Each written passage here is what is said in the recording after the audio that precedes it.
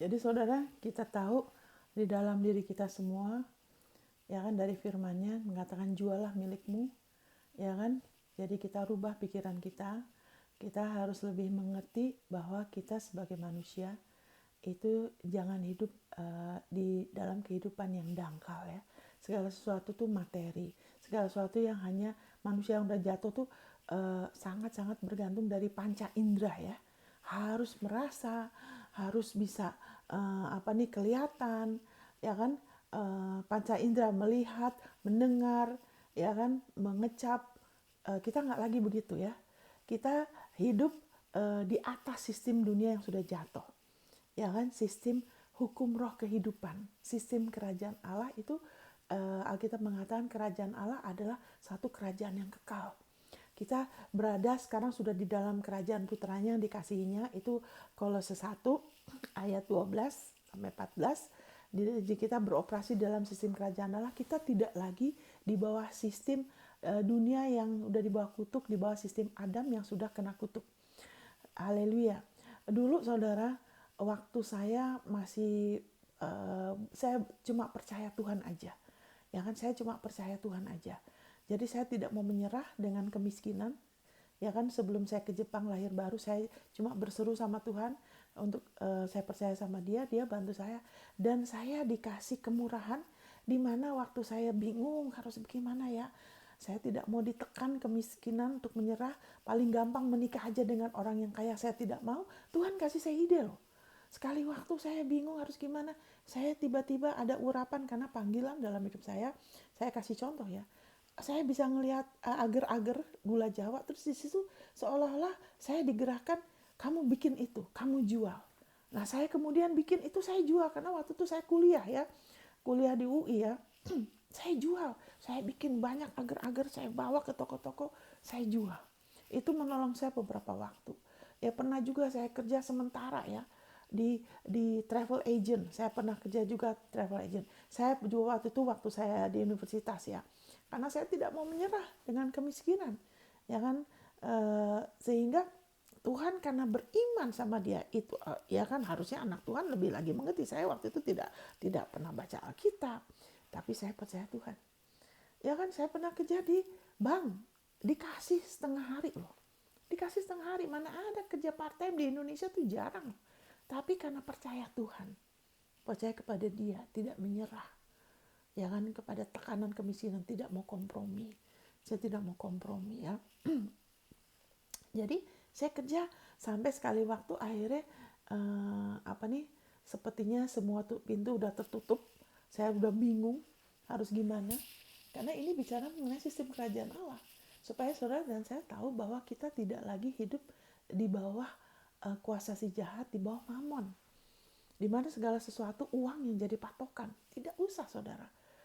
Walaupun saya waktu itu tidak mengerti seperti sekarang, tapi sistem kerajaan Allah itu selalu menghormatin orang yang mempercaya sama Dia loh. Itu yang saya alami. Saya waktu itu udah nggak tahu harus gimana. Ya kan, udah berhenti jualan agar, berhenti dari bank, tidak lagi kerja di travel, saya masih kuliah. Nah, tapi kemudian saya ingat sampai hari ini, itu seperti baru terjadi kemarin. Karena saya tahu itu Tuhan. Saya waktu itu pulang dari luar kota, saya nggak tahu harus gimana karena uang waktu itu cuma tinggal berapa ribu perak, saudara. Saudara, kalau saya aja waktu itu nggak ngerti seperti sekarang, mengalami, apalagi saudara loh. Apalagi saudara kalau udah bertahun-tahun kenal Tuhan. Mari kita rubah cara pikir kita. Mari kita rubah cara cara kita bicara. Nggak lagi sama terus. Kenapa sama terus? Karena pikirannya harus dirubah.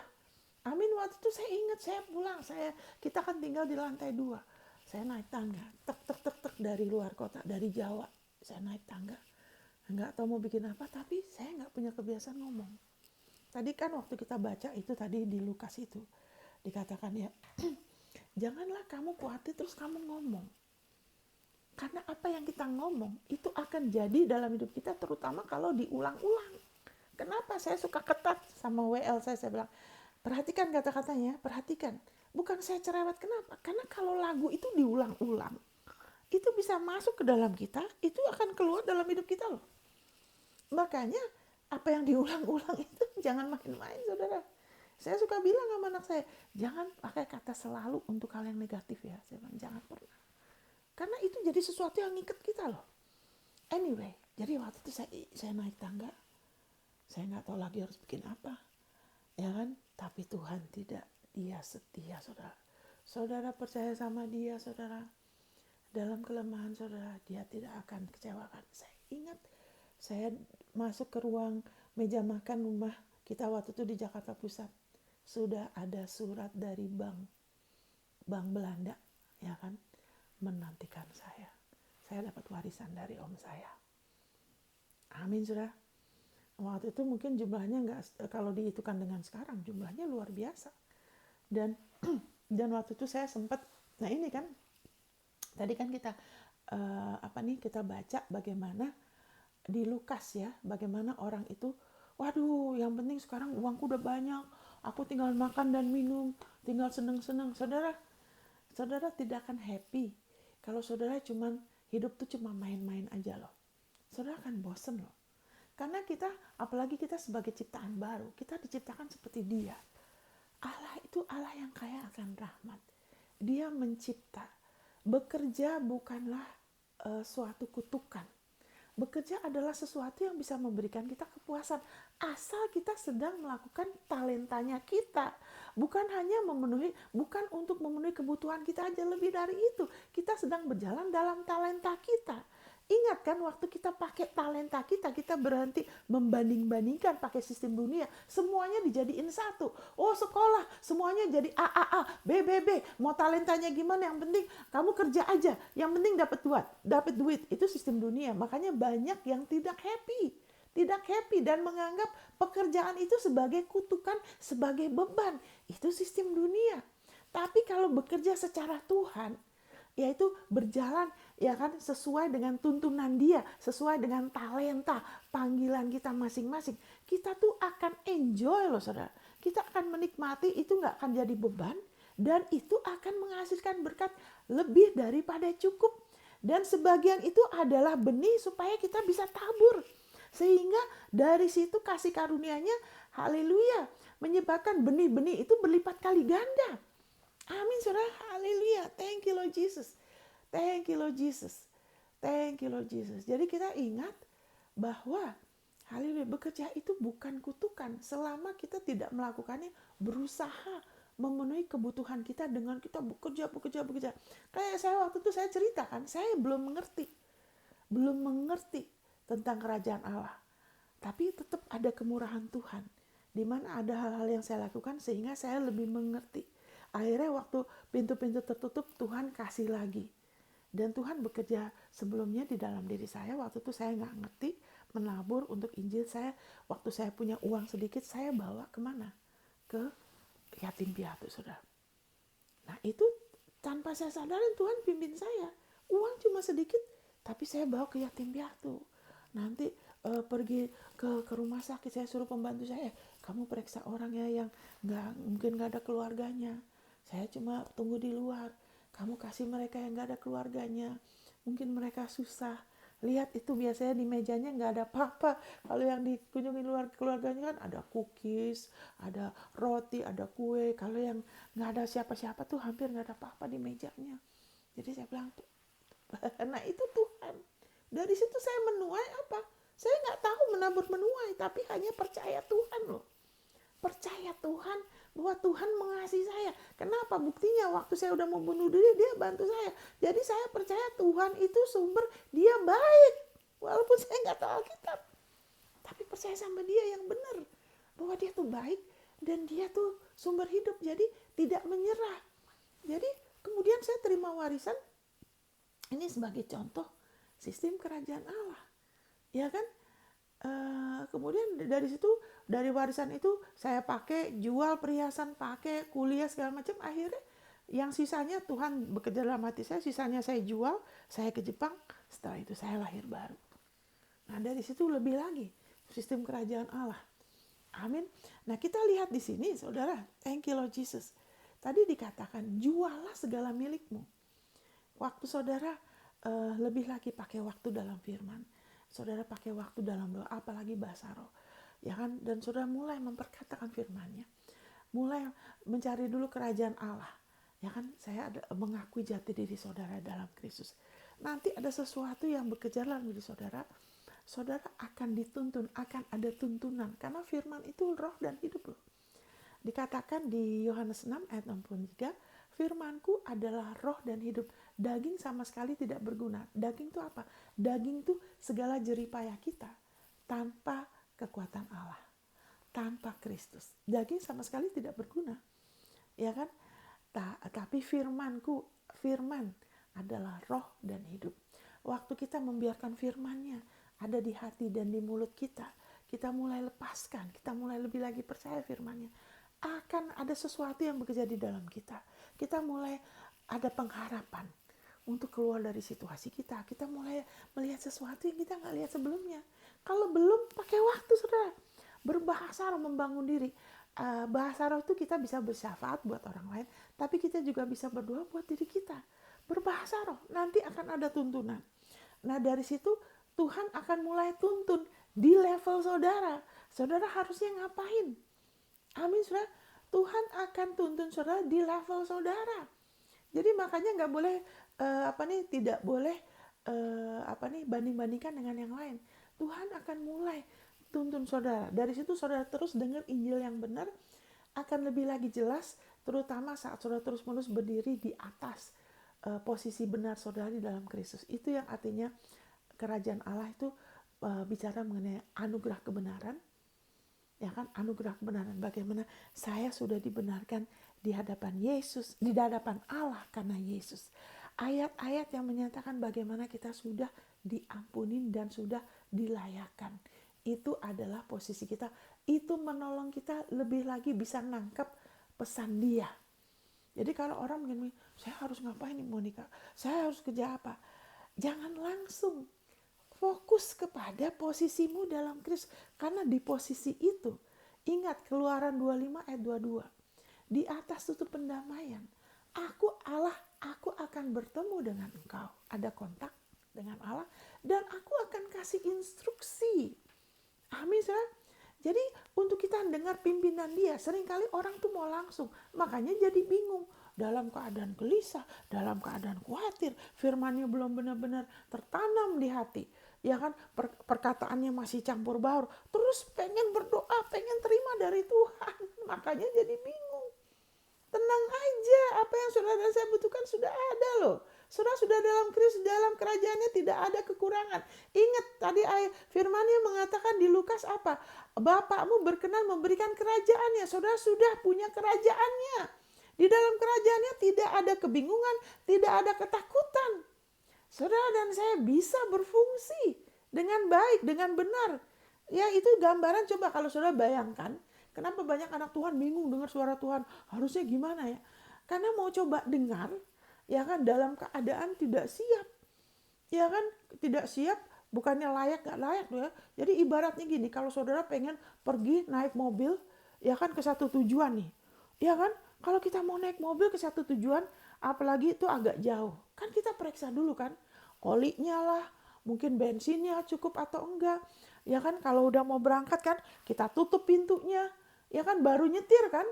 Ini sebenarnya bayangkan kalau orang naik mobil, dia udah mau buru-buru berangkat, ya kan, pintunya nggak ditutup bener, bensinnya cuma sedikit, udah gitu olinya nggak pernah diganti, terus mau ngebut lagi. Saudara bisa bayangkan. Mungkin buat kita itu aneh kan. Kenapa sih orang itu pintunya nggak ketutup bener? Ntar di tengah jalan dia mogok. Bensinnya, olinya nggak pernah diganti.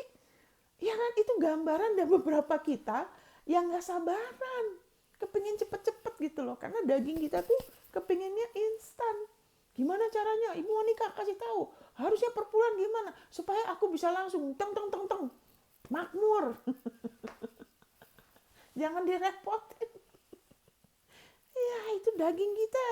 Yesus bilang apa? Daging sama sekali tidak berguna. Tapi perkataan-perkataan yang aku katakan itu adalah roh dan hidup. Kita perlu hidupnya Dia. Ingat loh. Kita hidup karena Yesus loh. Bukan karena orang tua kita melahirkan kita loh. Kalau saudara, kita bisa mengalami yang terbaik karena kita sudah lahir dari Dia, saudara. Jadi itu gambaran yang aneh. Tapi begitu juga sebagian kita. Kenapa bingung terus? Karena mau coba terima tuntunan dari Tuhan, ya kan? Sedangkan posisinya tidak diteguhkan. Biarpun kita sudah tahu, teguhkan lagi. Karena jiwa kita, itu firman Tuhan tuh di Ibrani 6 katakan, pengharapan yang dari firman-Nya itu seperti sauh untuk jiwa kita. Amin, saudara. Haleluya. Thank you Lord. Thank you Lord Jesus. Kita mungkin ke situ sedikit ya. Kita ke situ sebentar ya saudara. Pengharapan dari firman-Nya itu seperti sauh di jiwa kita. Kenapa beberapa orang yang udah mulai mengalami, tapi kemudian punya lagi masalah yang sama. Dulu sudah mulai keluar dari hutang, sudah mulai mengalami kemakmuran di taraf tertentu. Balik lagi, pas-pasan lagi, hutang lagi. Entar hutang selesai, hutang lagi. Atau cuman pas-pasan terus, sama terus. Nah ini yang menolong. Kenapa?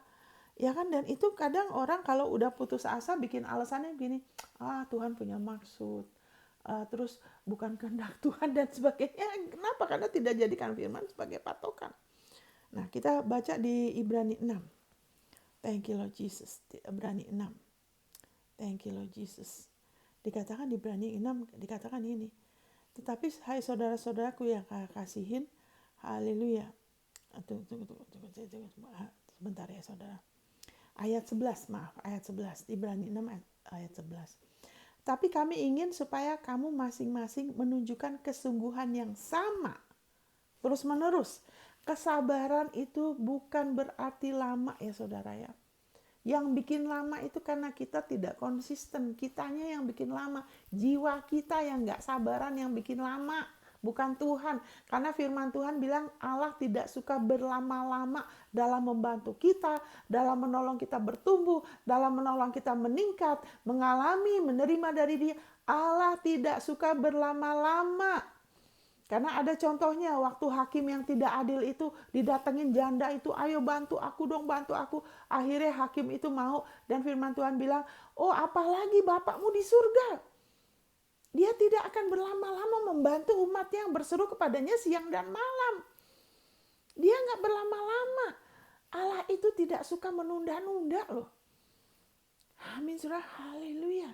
Yang bikin lama itu bukan Dia, jiwa kita. Ketidaksabaran malah menunda. Dan sabar, ketahuilah, sabar bukan berarti harus lama.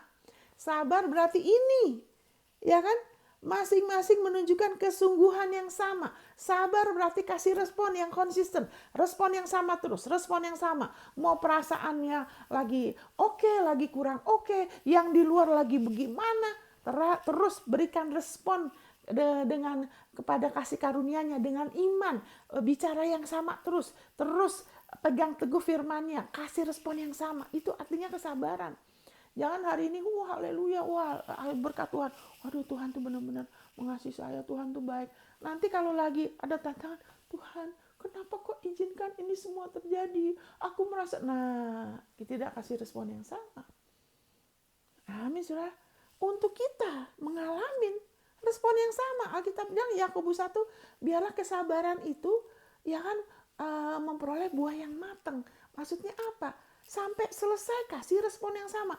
Walaupun kelihatannya sudah lebih baik, jangan kemudian prioritasnya sudah beda. Nggak lagi perhatikan firman, nggak lagi pegang teguh pengakuan iman. Karena itu kan sudah kelihatannya udah lebih baik, udah ada begini. Terus kemudian melalaikan firman.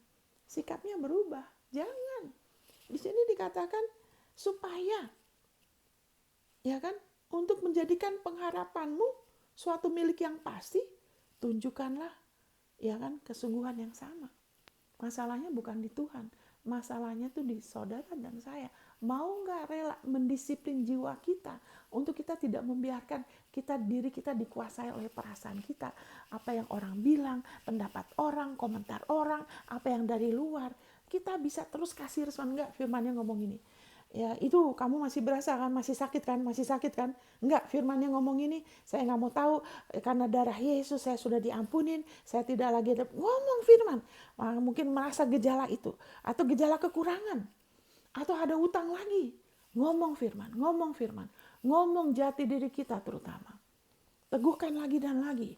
bahwa karena Yesus, karena darahnya, saya sudah dikuduskan, saya sudah dilayakkan karena Yesus. Ya, ayat-ayat yang menyatakan posisi benar kita karena Yesus. Dari situ janjinya pegang teguh aja. Sehingga ya, menjadikan pengharapan itu yang dari firman-Nya suatu milik yang pasti. Di mana seharusnya kita sudah dilepaskan dari kuasa kegelapan, kita sudah dipindahkan ke dalam kerajaan putranya, kita sudah diberkati dengan segala berkat. Amin, saudara. Kita nggak perlu, kita diberkati berlimpah-limpah karena Yesus hikmatnya menuntun kita, mengurapi kita, sehingga kita tahu bagaimana memakai, mengembangkan karunia itu, sehingga kita nggak perlu berhutang loh. Malah bisa menghutangi banyak bangsa. Itu takarannya firman. Kita sudah jadikan kepala dan bukan ekor. Ekor tuh apa? Kalau lagi inflasi, ikut kena inflasi. Kalau lagi gimana, kena. Nah itu ekor. Kita tidak, saudara. Kita sudah jadi kepala dan bukan ekor. Karena Yesus adalah kepala kita. Saat kita menjadikan dia sebagai kepalanya kita, pemimpin hidup kita, kita tidak akan kurang suatu apapun. Dan itu bukan hanya soal uang. Soal semuanya, saudara. Jadi bagaimana supaya pengharapan dari firman-Nya, janji firman-Nya. Bagaimana kita sudah diberkati dengan segala berkat. Kita sudah punya berkat Abraham. Abraham banyak emas, perak, ternaknya. Kita juga sekarang kita jangan bilang ternak ya. Kecuali saudara mau piara sapi. Itu bicara mengenai ternak, itu bicara mengenai bisnisnya. Ya kan, mengenai usahanya, mungkin mengenai pelayanannya, saya nggak tahu apa, properti, ya kan, apa saya nggak tahu. Kita punya berkat Abraham loh. Wow, dan Abraham itu tidak materialistis. Menjadi kepala dan bukan ekor. Kita tidak dikuasain uang. Kita tidak dikuasain harta. Ya kan, tapi kita menguasain. Seperti Abraham. Makanya waktu dia disuruh milih sama Lot, nomor satu dia tidak mau berselisih loh. Kalau cinta uang tuh berarti apa? Orang itu untuk dapat uang akan menghalalkan segala macam cara. Kalau perlu berselisih, rebutan, bersaing, ya kan, manipulasi segala macam, cinta uang. Tapi Abraham nggak mau berselisih, walaupun dia punya hak. Abraham nggak, kita jangan berselisih ya kan? Kamu mau gimana? Kenapa? Karena Abraham tahu dia tidak mengukur dirinya. Dengar baik-baik ini, saudara, dia tidak mengukur dirinya kaya hanya karena harta yang dia miliki loh. Dia tahu dia diberkati karena Tuhan.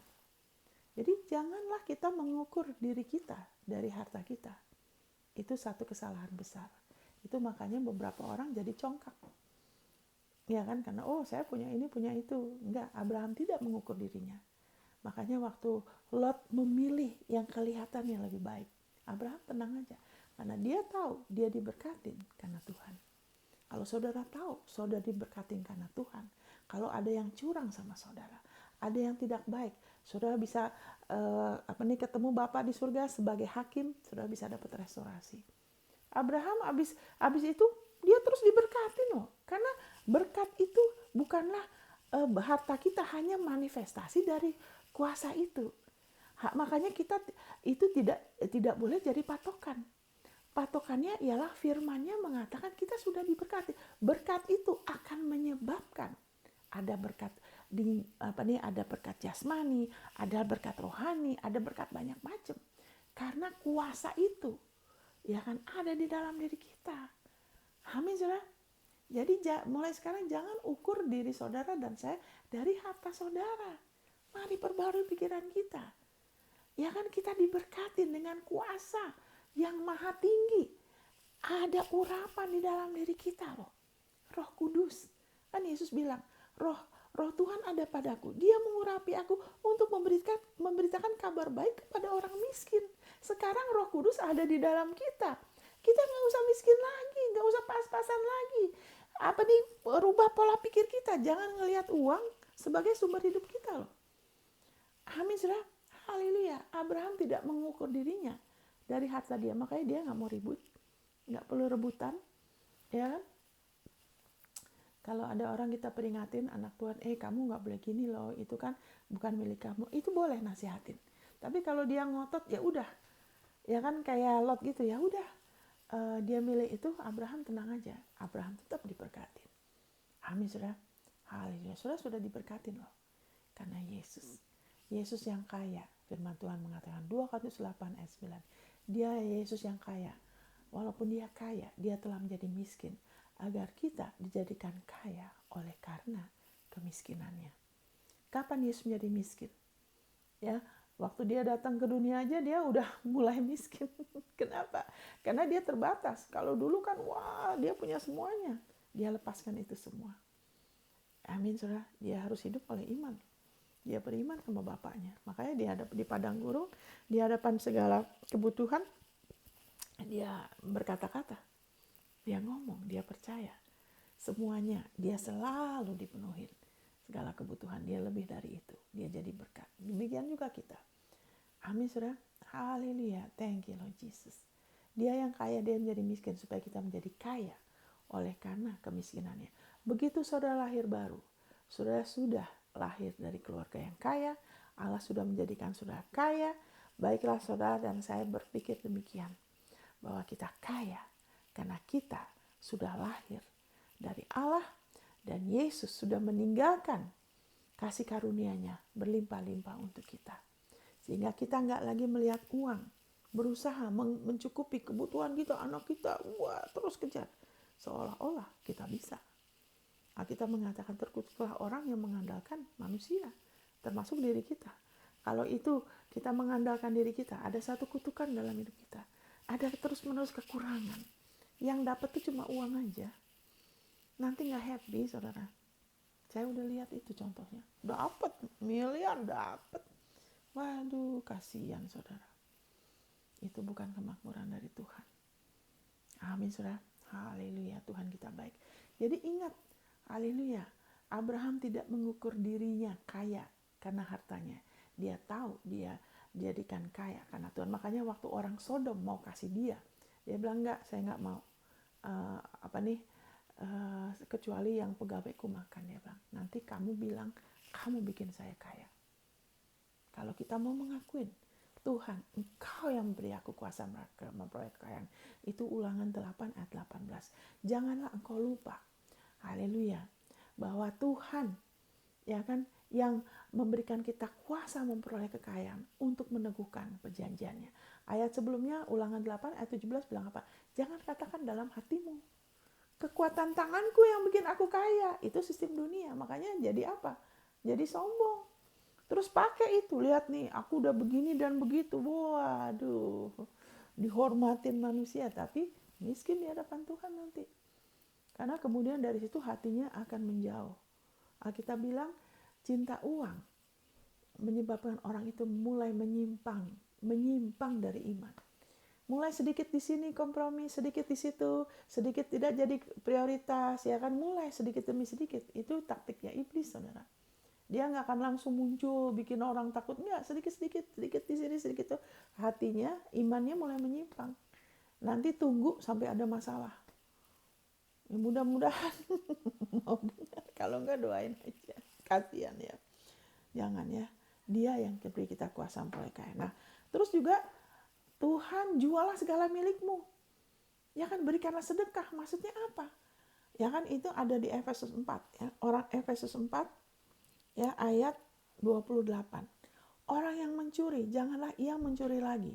Tetapi baiklah ia bekerja keras dan melakukan pekerjaan yang baik dengan tangannya sendiri, supaya ia dapat membagikan sesuatu kepada orang yang berkekurangan. Apa tujuan saudara dan saya bekerja? Apa tujuan saudara dan saya berbisnis? Apakah hanya untuk kebutuhan kita dan keluarga kita aja? Alkitab mengajarkan bagaimana sistem kerajaan Allah. Nomor 1 yang manusia butuhkan, orang yang manusia butuhkan itu bukan sembako, bukan hanya dibantu saat kekurangan. Nomor 1 itu Injil. Amin, saudara. Makanya kita, haleluya, kita harus sadar bahwa uang kita itu ada unsur benihnya yang kita harusnya kita jangan pakai, kita harus tabur lagi sehingga terus-menerus ada tuaian. Dan nomor 1 kita harus sadar Tuhan kasih kita meroleh kekayaan, Ulangan 8 ayat 18, untuk meneguhkan perjanjiannya. Bukan hanya untuk keluarga kita, kepentingan kita. Enggak apa-apa, it's okay. Amin, saudara. Tapi dia bilang prioritaskan supaya kita konsisten dalam menabur. Sehingga dalam kita menabur itu, kita membuka pintu bagi kasih karunia-Nya untuk bekerja. Sehingga Tuhan punya akses kepada keuangan kita. Itu yang dikatakan tadi di Lukas, bagaimana kita punya deposit surgawi. Kita ada sesuatu, keuangan kita tuh menjadi supernatural waktu kita menabur. Nomor satu buat Injilnya, karena kebutuhan manusia pertama itu bukan sandang pangan, bukan untuk sekolah anaknya, bukan tempat tinggal. Nomor satu, manusia tuh perlu keselamatan. Amin, saudara. Haleluya. Itu sebabnya kita waktu kita menabur buat Injil dan untuk Injil, kita menjadikan dia sebagai partner kita. Sama seperti Petrus waktu dia membiarkan Tuhan Yesus pakai perahu dia. Dia bilang, udah semalaman Tuhan, kita nggak dapat ikan. Setelah itu Tuhan Yesus bilang, lemparkan jala-jalamu. Tuhan Yesus bilang, jala-jalamu ke tempat yang dalam. Petrus bilang, ya udah, karena engkau yang ngomong. Waduh, dia kaget sekali. Itu yang Tuhan inginkan. Dimana kita memprioritaskan kepentingan Kristus, kepentingan kebutuhan manusia yang utama. Ya kan? Kepentingan Kristus. Nanti dia akan menyebabkan ikan-ikan itu akan datang. Dia menyebabkan lebih lagi kekayaan untuk datang. Dan kalau kita terus-menerus mengerti tujuan kenapa Tuhan menjadikan kita kaya, meneguhkan perjanjian dia, bahwa dalam keuangan dia, tujuan kita kerja, ya kan, gaji itu sebagian itu kita minta hikmat, selain perpuluhan kita menabur persembahan sebagai benih. Kenapa? Supaya ada akses buat Tuhan mencurahkan segala kasih karunia-Nya, itu dilipat gandakan. Kita ada kemurahan. Amin, saudara. Kemurahan sehingga kita nggak lagi berpeluh seperti banyak orang yang sudah stres, ya kan, hutang sini, bingung sampai berselisih, suami istri berselisih. Karena kok habis gimana, uangnya kurang, harus gimana. Istri sudah berusaha ngirit ini, ngirit itu. Ya kan, kenapa? Karena tidak melihat, tidak mengerti sistem kerajaan Allah. Tapi kalau kita lebih lagi mau lihat ayat-ayat ini, bahwa kita tidak bekerja untuk memenuhi kebutuhan kita. Bukan hanya kita aja, maksudnya bukan hanya kebutuhan kita aja, tapi juga ada unsur benih di mana bisa dilipat gandakan sehingga tidak berat. Karena Tuhan tahu harga rumah berapa, harga mobil berapa. Dia tahu loh. Dan belajar minta dulu. Ya kan? Belajar minta dulu, mulai belajar lihat, menabur. Nomor satu, menabur pada Injil yang benar, pelayanan yang benar, yang memberikan Injil damai sejahtera, bukan yang nyampur perjanjian lama yang bilang belum tentu kamu selamat. Injil yang benar. Amin. Di mana saudara ditaruh, di pelayanan mana Tuhan taruh di hatimu bagaimana? Amin, saudara. Dari situ belajar juga menabur kepada orang miskin, ya kan, pada ya janda, yatim piatu. Amin, saudara. Dan saudara lihat firman-Nya. Haleluya, semuanya akan ditambahkan kepada saudara. Dan makin saudara perkatakan firman-Nya, itu tidak akan kembali kepada dia sia-sia. Itu akan berbuah, itu akan menghasilkan benih buat menabur dan roti buat dimakan. Nanti kita bicara lagi mengenai itu. Tuhan memberkatin, saudara akan terus naik dan tidak akan turun. Saudara akan mengalami lebih lagi peningkatan supernatural. Dan Tuhan Yesus semakin dimuliakan dalam hidup saudara. God bless.